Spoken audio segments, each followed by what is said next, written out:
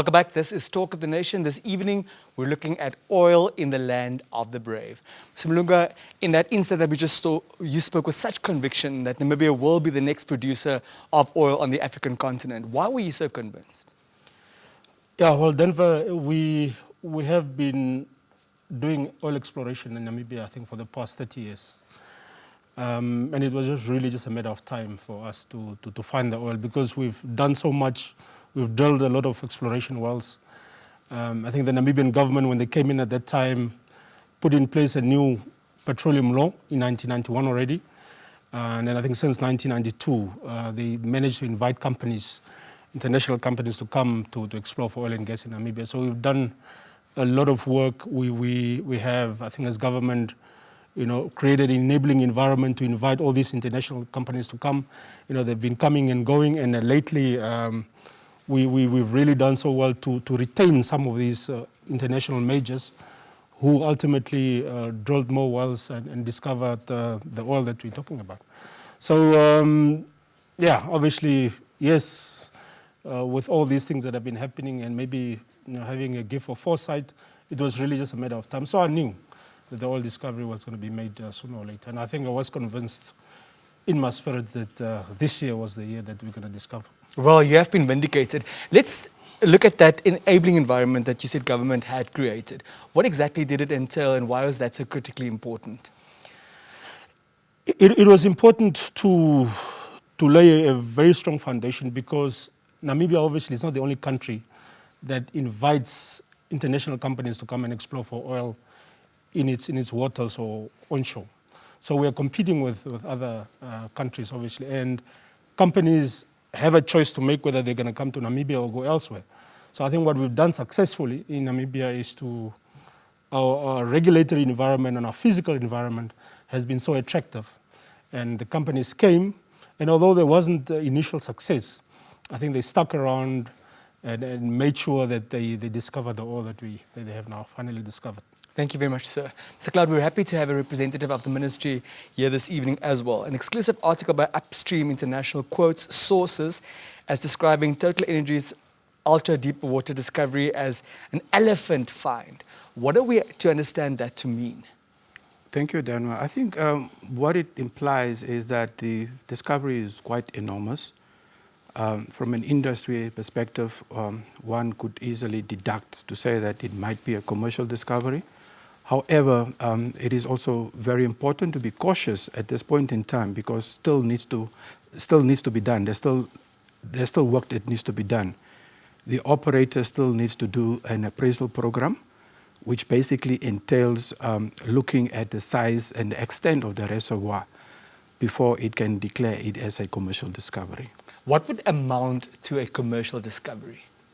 Basically, it is that the capturing of the resource, the value that they are getting out will be more than what the input is from investing in that infrastructure. In the same vein, while you have the floor, Shell Namibia has announced significant discovery of sizable quantities of light oil. What does that mean and what do we know about that find? It means it is a discovery. It is a geological discovery. I think the same argument can also be used that I mentioned about Total to Shell. Work still needs to be done. Shell also still needs to do an appraisal program, and basically, by virtue of that, one can be able to assess and see whether the quantities are commercially viable. I would like us to very briefly, in layperson's terms, unpack what amounts to a geological discovery so that we know what work has been done thus far already. A geological discovery means that there's a working petroleum system. All the signs are there that there is oil or there is gas. It does not basically say that it is commercial, but it means that the resource is available and it is present. Now, doing an appraisal means now to basically determine the size and the extent of that resource in order to see whether it makes any sense financially to take out that resource and produce it. Let's accept it's not commercial. What will then happen? Well, if it's not commercial, there might be other options also to explore. The companies might be looking at other targets. because what happens is that when a company, in this case, the operator might have few targets where it will, select which one to best optimize in drilling. And if that is not working out, they might move on to another target. Very well. Thank you very much, sir. Doc, at the time of these announcements recently, you were in Europe.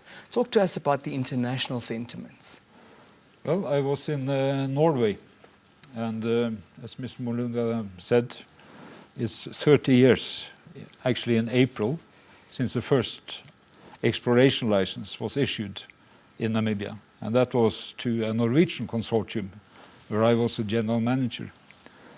We spent a lot of money on seismic and drilling wells and so on, but we didn't make any discoveries. None of the other oil companies did either in the 1990s. But all these people, all these companies, they were very enthusiastic and very optimistic about Namibia. We know in our industry that finding oil, making discoveries in new countries takes a lot of time. In my country, we made the first oil discovery after 37 exploration wells. That was Christmas 1969. We were not a very rich country and we had various economic issues. But after a number of years, we became the third or fourth biggest exporter of oil and gas in the world. I mean, we use very little of the oil in Norway because we are also a small country.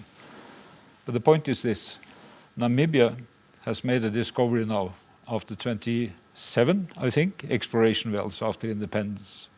So I think that the people that came here in the 1990s, like me, we feel a bit vindicated. We believed in this and we are very, very excited about what has happened. What does that mean for you, but also what do you think it means for the Namibian people? Well, first of all, what I think what it means for the Namibian economy is that you will see more exploration going on, because if these discoveries turn out to be commercial, it's an indication that there might even be more to be discovered in the area. So I think the exploration activity level will pick up, and the more you explore, the higher is your possibility of actually making more discoveries. More discoveries means a higher revenue to government. It will impact the finances for the state. It will boost the GDP of the country. It will create jobs directly and more so indirectly. It will be a leverage for technology and skills transfer for the country. It has an enormous potential. Back to my country, Norway, it has transformed my country. It has, small little Norway has become one of the richest countries in the world. Based on the discovery Yes. in Christmas 1969. And what came out of that. Mrs. Sankey, Recon Africa has been the focus in Namibia for quite some time now. From your perspective, from where you stand, what do you make of these developments in terms of the oil and gas industry in Namibia? Well, an overview of the operation in the Kavango region is we've recognized a previously unrecognized sedimentary basin in northwest Botswana, northeast Namibia, with the help of a data set that the Namibian government had that helped us. Once we interpreted it, it helped us identify a deep sedimentary basin up to 30,000 feet deep, and which is important. But the first important operation that we needed to conduct was to drill a couple wells in the basin to prove that there's an active working petroleum system, because there wasn't any wells in the basin. So we did that this time last year. We bought our own rig, refurbished it in the US, acclimated it for the Kalahari desert conditions, and drilled 2 wells in the first half of 2021. Fortunately, the results are positive, where we have discovered light oil and associated natural gas. But then the next operation was to shoot 2-dimensional seismic, which has never been conducted in the basin before either, to identify stratigraphic and structural features where oil and gas would accumulate, hopefully in commercial quantities. So we did that last fall, interpreted it. The results are positive, and as a result, we are now commencing 2 operations for the first half of 2022. First of all, another seismic shoot over 500 kilometers, as well as a 4 to 6 well drilling program. And the importance of this drilling program is that we're now drilling into seismically defined traps to enhance the probability of success of commerciality. So if we are successful this year, Namibia, NAMCOR, and Recon Africa could be producing first oil in 12 to 18 months. But ultimately, how we develop the resource is going to be up to the Namibian government, because after all, it's their resource. What are we to understand enhancing the possibility of success for commerciality to mean? How do we define success? Yes. Well, it's it's going to be good production tests, initial success, good production tests of light oil and associated gas. And thus far, are indications that commercial quantities exist? Well, we have to drill it, but we're optimistic. We're optimistic. The signs are good. The seismic looks very good. It looks like a target-rich drilling environment. Mr. Ayuk, are you there? I am here. Very well, sir. Now, exploration drilling, as we know, was at its lowest level ever in Africa for some time now. But Namibia's discoveries have shone a new light on this. How important is it, however, to have a long-term outlook and approach rather than a quick return in business? Absolutely, we need to have a long-term outlook, and it's really great to see Emmanuel with his bold predictions. So never count out the predictions of Emmanuel. I see Carlo being very, very careful and cautious, which that is good, sends around the right messages to the market. I think we are seeing two big high-impact wells done in Namibia already this first quarter, starting from last year with Shell and Total. That's a good thing. A lot of Africa, we had a chamber predicting about 9 impact wells to come on stream across the continent. Namibia already taking 2, so it's very good. Yes, when you talk about returning to business as usual, the real question is that why not? Why shouldn't we get back in the business of producing more oil? The world is going to need more oil.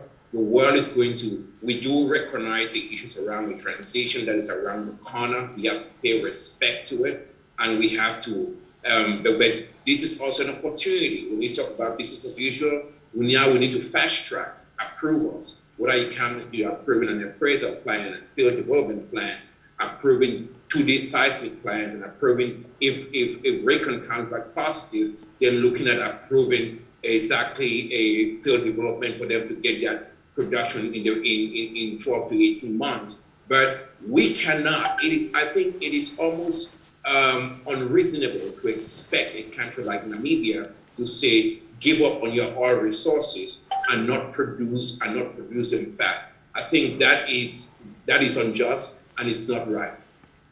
Now, if one has regard to a long-term outlook and approach, what would be the fundamentals of such an approach? The fundamentals of such an approach is this. We produce more oil right now. We drill more wells, and then at the same time, we diversified the economy. So looking at definitely green options. You're already doing well with a lot of what you're trying to do on the hydrogen side, but wouldn't that even be better if you're not just doing green hydrogen, but doing blue hydrogen also, and using all their resources to bring in renewables into the economy? But at the same time, you diversify the economic outlook. And even though you have just a 2 million population, now you become a supplier to the region. And I think that long-term outlook, that long-term vision has to come around. But I think especially when you talk about that vision, you got to look at your neighbors. You got to look at not just the success of Angola or Nigeria. You got to look at the mistakes and try to avoid that. But we also got to be very careful when you look at a long-term outlook in engaging in a sense of resource nationalism.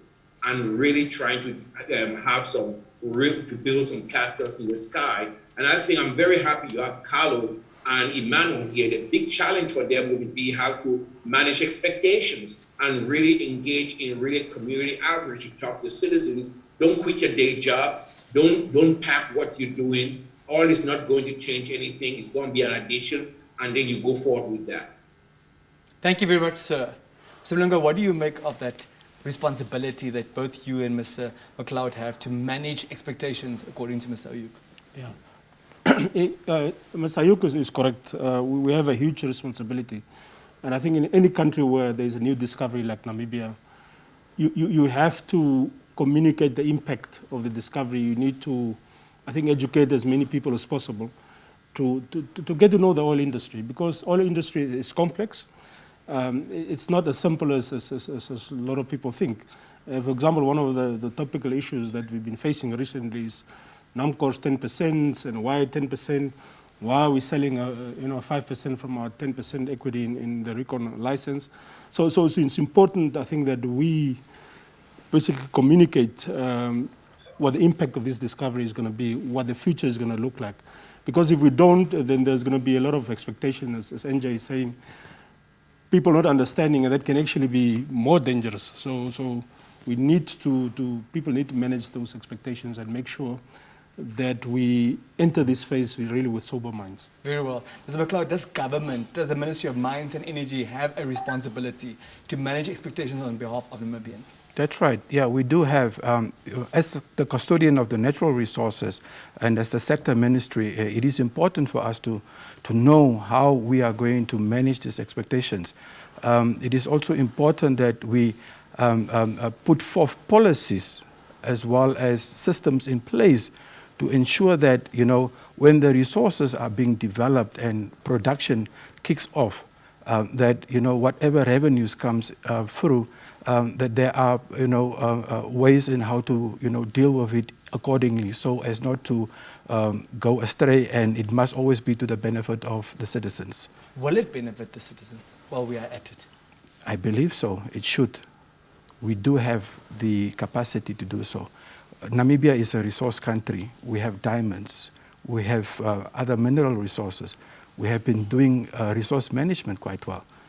And I think the same emphasis and the same endeavor can also apply to oil and gas. So, Mlunga, you raised one of the concerns, namely that 10% stake. Please explain to us how it works in layperson's terms, bearing in mind how complex this industry is. Yeah. Thank you, Denver, and thank you for the opportunity for me to really try and explain this to the Namibian nation, because I think as of late, after this discovery has been made, there's been a lot of noise out there, whether it's on social media or in the general press, about why 10% for NAMCOR. I think we need to understand that oil and gas exploration doesn't just give you rights, because a lot of people think, yes, NAMCOR has 10%, or the fact that Namibia has discovered oil, we only have rights. There's rights and obligations. So whatever equity that you decide to take or that you are given in a license like this, you have to pay for it at some point. But we're just fortunate that the way that these transactions or these licenses have been issued is that NAMCOR's interest, 10%, is carried, meaning that we will not be required to spend our share of the exploration expenditure, but we will pay back that exploration expenditure, either development or production, right? So if you expect NAMCOR to, for example, take a 50% equity in a license, it is required from NAMCOR to also contribute 50% of the exploration costs. And these wells or these exploration programs are very expensive. Like Shell, for example, they must have spent more than $100 million in finding that oil. So if we had 50%, we would have had to fork out $50 million. And we don't have $50 million. Neither does government has $50 million to give to NAMCOR to contribute towards exploration costs. And you know why?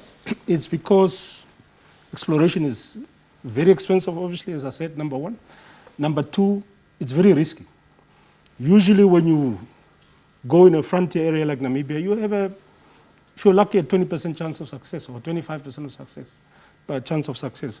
So nobody in their right mind, whether it's a NAMCOR or government, would want to risk that kind of money for exploration. So that's why when a license is issued, an agreement is already made that if a discovery is made, this is how the proceeds from the discovery are going to be distributed. NAMCOR will have its 10%. It will get 10% of the revenues, obviously. And like everybody else in the license, in the partnership, in the joint venture, will also pay their taxes. So it's a thing of having rights and having obligations. Because I think people think that the 10% that NAMCOR is getting is all that is the Namibian people are getting. And that's not correct. Before we get to that, how much will NAMCOR in the end have to fork out for that 10%? Okay, let's make an assumption. Let's make an assumption and say maybe let's look at the total well, for example. I mean, some people have made a study and a conclusion and said that it's going to cost probably $13 billion to actually construct the facilities that are required to extract the oil from the ground. So if it's going to cost $13 billion, it means NAMCOR has a 10% stake. NAMCOR will have to fork out $1.3 billion. And where will the money come from? Now that's a good question. So again, in the Total example, we have made the arrangement, the petroleum agreement, in such a way that NAMCOR will only pay its share of these exploration costs and the development costs from each share of production. But with the Shell license, for example, NAMCOR will be required in the next 2 years, once we have actually done the appraisal program, for NAMCOR to pay its share. And maybe, say, for example, the Shell development cost, say it's $5 billion, for example, just to pick a number. It means we will have to come up with 500 million or 10% of that amount to actually pay our share. And in the Shell example, we are not carried up to production. We have to basically go into a bank and borrow that money so that we can pay our share. So it's a right and obligation issue. It's not only a right. What do you make of these concerns? Daniel, I think it is very important to underscore what I'm going to say next. The public out there sees the oil and gas sector in a different light. What they see is that in this case of NAMCOR, they assume that 5% or 10%, that is all that government stands to benefit from all this. However, that is a wrong assumption. You have to understand that there is 35% taxes that will be imposed upon a company that produces. There is also 5% royalties that is also coming to the government as a revenue stream. In addition to that, there is also what we call additional profit taxes based on, the flow of production, and then NAMCOR's 5%. So at the end of the day, the total take to government may even go to the point of 60%, where the company can only benefit from 45%. May being the operative word. Yes, because these are all, let me underscore that 35% is set. You don't negotiate that. That is in the law. 5% is set also. So that itself is statutory obligations. Then there comes the additional profit tax, works on a sliding scale. Then comes NAMCOR's 5% or 10%. So that already shows that we can exceed up to 60% of government take from a particular project, and not, as the public thinks, 5% or 10% to NAMCOR. Which are the other concerns that are being raised at the moment, and how does the Ministry of Mines and Energy intend to deal with the public's concerns? Because it could be a question of the manner in which information is relayed to them. The oil and gas sector is a very nascent sector. It's a baby. And there are a lot of misconceptions, which is also being fueled by the outside community. I think the concern now for people is, when will we start seeing results? We have now discovered oil. When will we start seeing results? But there is a process. The process from exploration up to appraisal, development, and production, as well as then decommissioning. It's a long process. It's a value chain. So it takes a number of years. Wood Mackenzie made an estimation that the first oil from this total well may flow from 2028. We are on 2022. Do you understand what I'm saying? Very well. Thank You've you. explained to us earlier that Namibians will certainly benefit from this. And whether it's government gets 65%, 60%, 35%, or 10%, help us understand, if I'm a Namibian citizen based in Havana watching us this evening, how will I benefit from this? Well, that's a political question, Denver. I think we believe the leaders will be in a position to, when the revenues are coming, it will be able to utilize those revenues in such a way that it can benefit the citizens of this country. And there is also talks that a sovereign wealth fund will be established that will channel some of the natural resource revenues into that fund. Because oil and gas is a finite resources, and with energy transition also coming to play, it is important that we capture some of those revenues into that fund that will, build up to take care of future generations. Very well. Thank you. Doc, the gas component, green energy and hydrocarbon make a very interesting energy mix. Talk to us about where the Kudu gas field is at the moment in terms of extracting these resources. Well, the Kudu gas, you will remember, was discovered very many years ago in 1974. But it has never been developed for various reasons. The field is an offshore field. It's 130 kilometers from land at water depth of 170 meters. At what we call P50, the reserves are about 1.3 trillion cubic feet, which doesn't say much to most people. But it's the equivalent energy of more than 200 million barrels of oil. 200 million barrels of oil. So it's a huge amount of energy that has been laying in the ground waiting to be developed. So our plans are to produce a gas, construct a 190 kilometer long pipeline to shore, and build a power plant.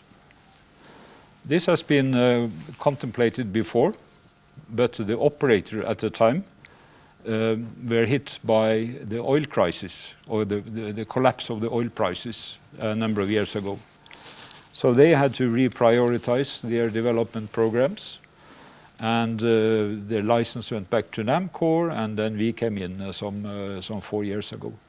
So we have revisited their plans. We have made changes to it, and we want to develop Kudu in 2 phases. The first phase will be approximately 420 megawatts, and the second phase, another 400 megawatts. Then we have a little bit more experience with the reserves. Thank you, Doc. Thank you very much. Should you want to participate in tonight's very important conversation, if you have a question for one of the esteemed panelists, the number to dial is 061 291 3339. 061 291 3339. Please remember to switch off your television set to avoid any confusion. Please keep your contributions and your questions brief and to the point and respectful throughout. Mr. Steinke, your company has been held in a lot of controversy over the past 14 months or so. What do you make of how often you come under fire? Well, I believe that drilling onshore these days is more controversial. You're dealing with a lot more elements, a lot of stakeholder issues, etc. We've come under fire. We've made some mistakes first coming to Namibia. We've learned a lot, but very importantly, we now have assembled a very strong professional Namibian team for stakeholder relations. We're working well with the governments. Various relevant ministries are under a lot of government oversight. A lot of visits to the Kavango basin by the government. So the operation's running pretty smoothly now. Which mistakes did you make? I think just not understanding how to best communicate with the stakeholders. And one good example was that we were initially advertising community town hall meetings by way of the newspaper. And we realized that that's not the most effective way to advertise. And actually in the Kavango region, radio is a better way to advertise. So that's just a good example. Mr. Ayuk, are you there? I am here. I can't go away. Very well. Now, with the recent COP26 conference, there's a strong pushback against hydrocarbons and coal, with more emphasis, of course, on green energy. What do you make of that, sir? I think the people that went to COP to do this pushback, most of them flew with airplanes. They burned more than 4,000 liters of gasoline on the air to get there, 90 cars on convoys. I think it's unfair to tell poor people living in Africa that you don't have the right to have electricity because you need clean air. We can't have clean air in the dark. Looking at what my previous panelists have said, and especially when it comes to everyday Africans right now, and Namibians rightfully questioning what they would get. But you just have to look at the focus on jobs. It's about jobs. It's about everyday people. Look at the jobs that you're going to get out of Recon, discoveries out of Shell, out of Total, because that's what goes to everyday people. I'll tell everybody watching, don't pay attention what goes to the treasury. That's for politicians to fight about. But look at the multiplier effects and the multiplier jobs as well that come with hotels and more development, social.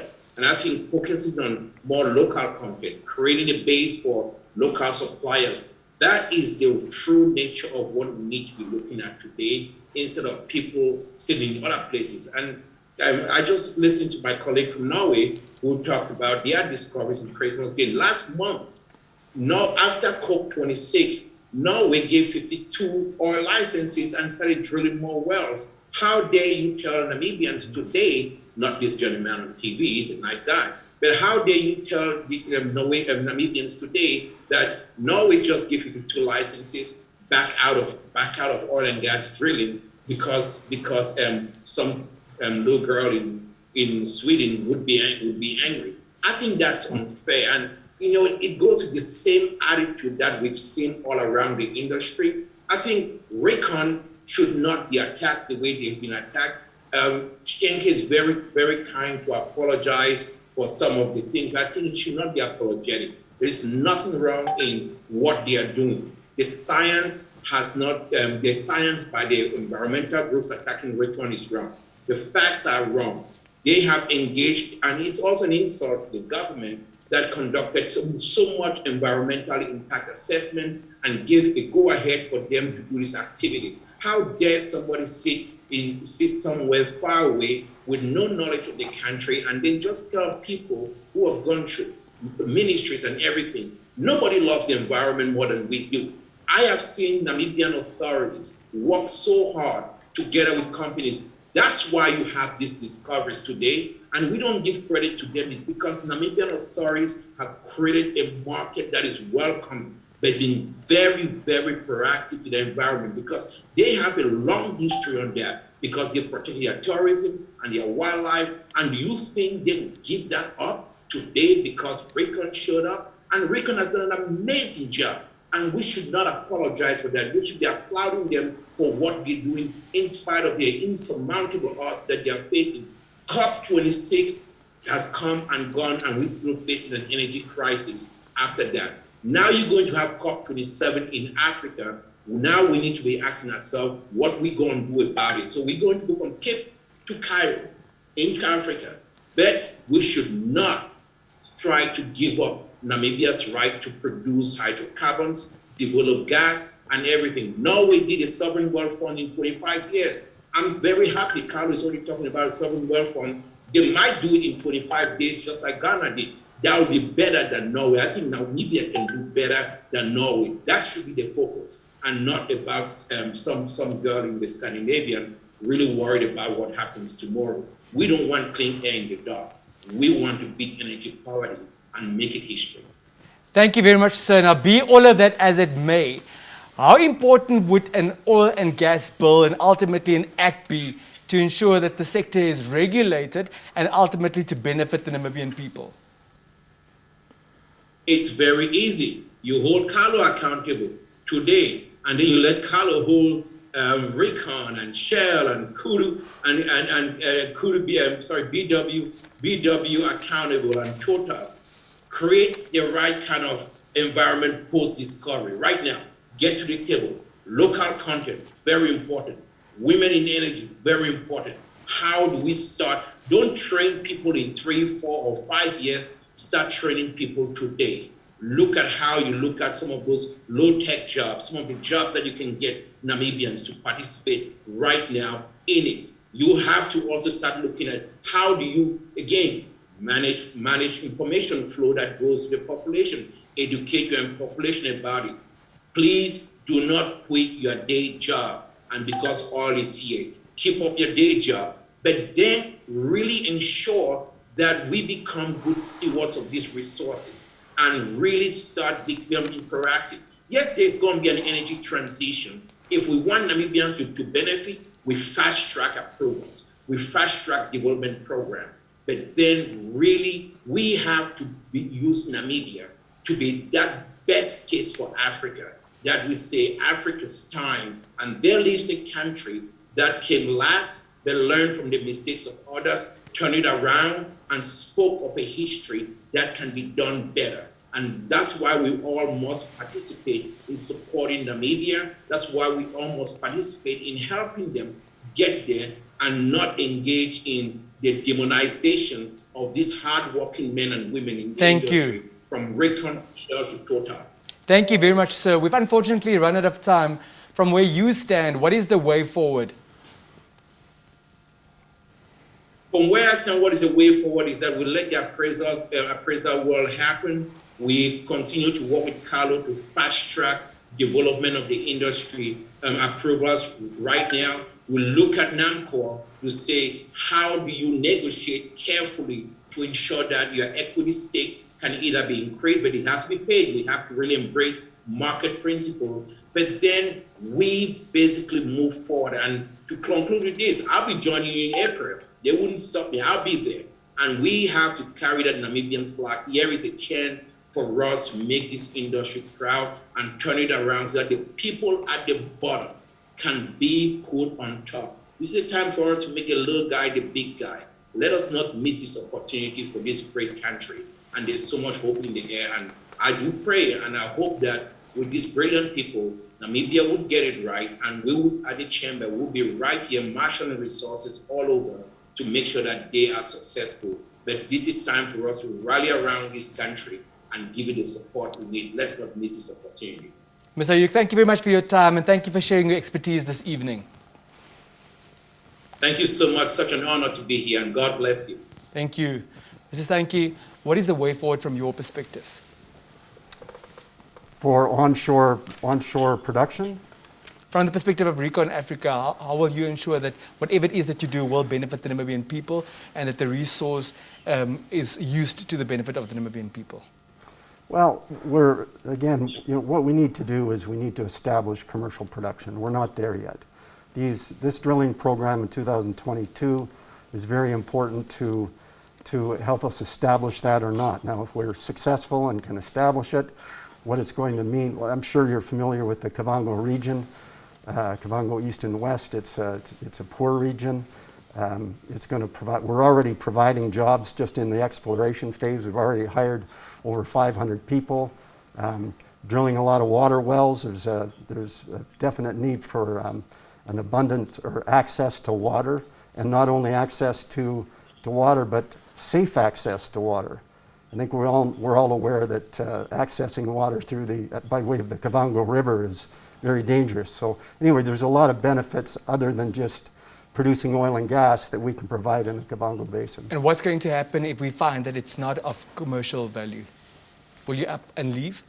Well, it would be pretty hard to go on if it's not commercial, definitely. Thank you. Doc, how will we ensure that we become and stay good stewards of this resource? Well, we work very closely with with the government and within a parameter set by the government of Namibia. We have a very good partner in NAMCOR. But our contribution to how will Kudu benefit people is that, you know, more than 60% of the electricity consumed here comes from abroad. We import electricity from countries who have load shedding every day. And a lot of the electricity that we import is based on coal. So they are burning coal in other countries to provide us with electricity here. So the Kudu gas will replace imported electricity. The emission levels of CO2 from gas is 50% of that of coal. So that's a contribution also to the transition away from coal to cleaner electricity that we see all over the world. Gas plays an important role. So we will help to secure a reliable and safe electricity supply situation for this nation. That is a main contribution. And then, of course, we will be a happy taxpayer and employer in Namibia. Thank you very much. Mr. McLeod, you and the ministry have your work cut out for you, it would seem. From where you sit, what is the way forward? And how will you ensure, and we will hold you accountable, that the average Namibian benefits from all this? I think, thank you, Denver. I think my brother, Dr. Anyuka, has articulated quite well. And that actually resonates to what we are trying to achieve at the moment. We have a local content policy that is in the final stages for approval. It will be tabled to Cabinet soon. However, this local content policy addresses a host of issues, issues that speaks to backward and forward linkages, issues that will address skills transfer and knowledge transfer, issues that will talk about transfer of ownership, as well as local participation. So there is a number of issues that this policy will be looking into with the idea of making sure that the Namibian citizens are benefiting from this resource. Thank you very much. It's unfair of you to introduce new evidence at this juncture, but I think that policy warrants a follow-up conversation. Thank you, sir. Mr. Malunga, you have the final word this evening.